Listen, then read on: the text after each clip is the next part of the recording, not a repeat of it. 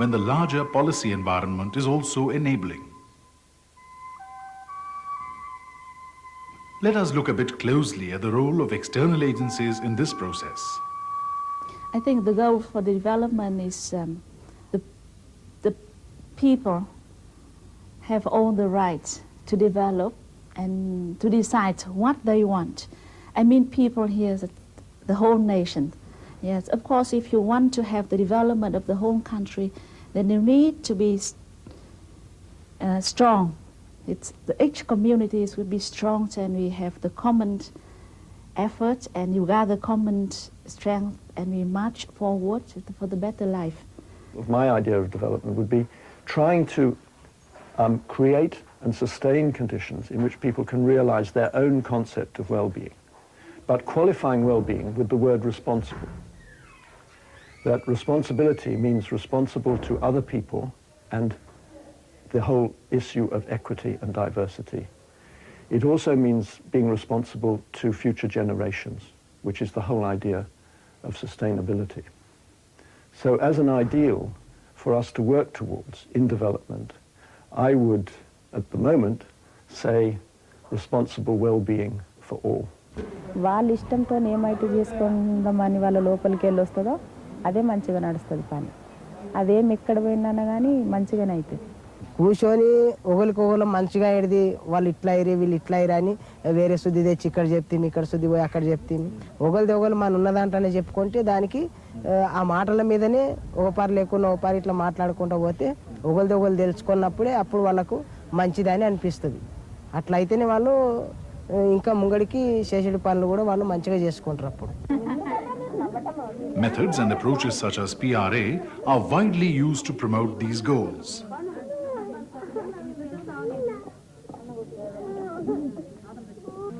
In fact, today the use of PRA has almost become fashionable.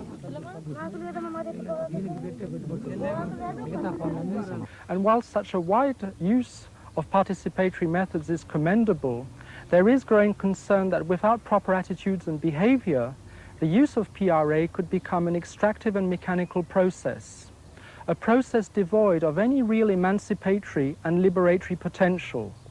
And good PRA practitioners constantly try and improve their behavior and attitudes by learning from past mistakes, and also by being critically aware of how power relationships often set the conditions for participation.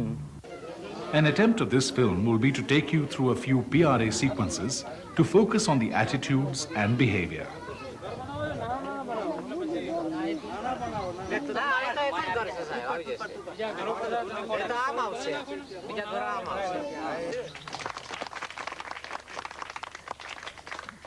Look at the seating arrangements in this PRA. All the important people from the government are sitting on chairs and sofas, while the people are sitting supplicantly on the ground.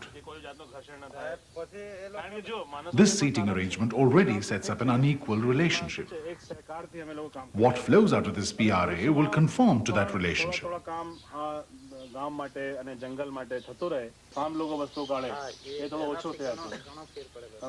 All respondents stand and talk, even as the officers continue to sit. Their answers need to have an approval from the officers. For the correct answers, there's a round of patronizing applause, prompted by the lead officer. Observe how this is an all-men's affair. There is a token set of women who are just wallflowers.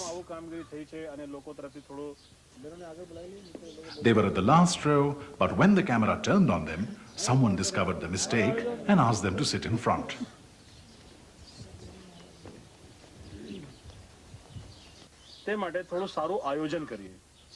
Look at this woman. She's not even looking at anyone.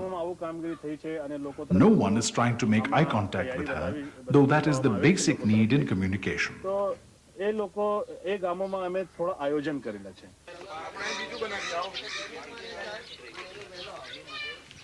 As this continues to be an all-men's affair, the bored women walk away.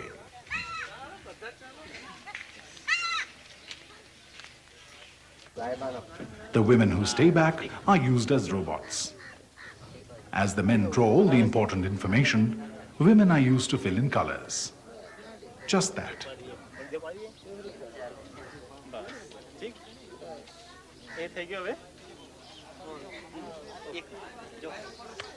How to do fingers constantly wag and let people mechanically carry on.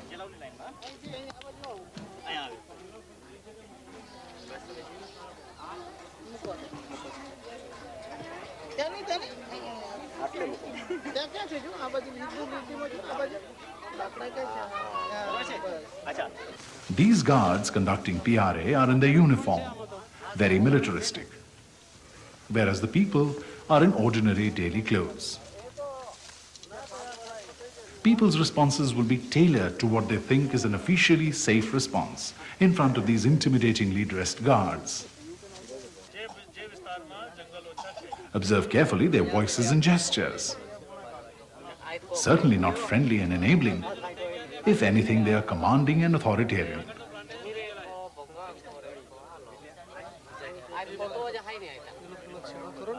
In this village meeting, the participation of women is limited and constrained in various ways. The outsider style of facilitation is excluding divergent opinions. Women, children and the poor are being silently marginalized as the outsider strives for a problem-free consensus within the community. Under these circumstances, the outsider's approach is hardly participatory. It is prescriptive, manipulatory and coercing. But a PRA done in its true enabling spirit is a different experience. It is all about sharing, listening, sensitive rapport and confidence building.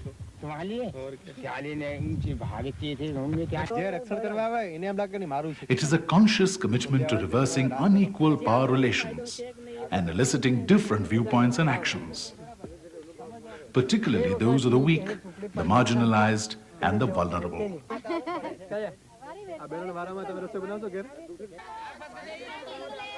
Rather than an end in itself, it is part of a process leading to change, towards more decentralization, democracy, and local level diversity.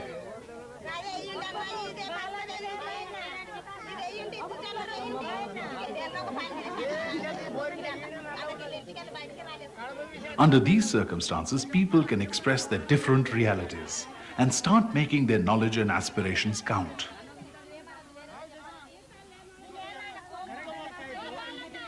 Analysis, choice, experiment, project design and evaluation are done by and with people themselves, with outsiders in a supportive and enabling role.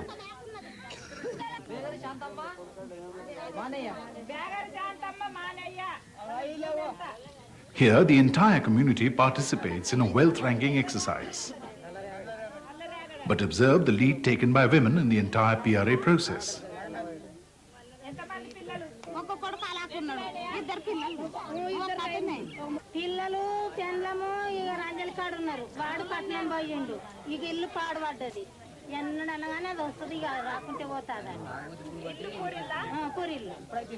They identify the households.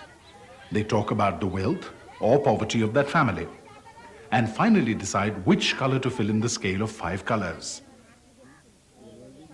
white, yellow, green, red and blue. These are Dalit women, poor and from the lowest social rank in the village. They are deciding who among the village community is the poorest and qualify for the community grain support.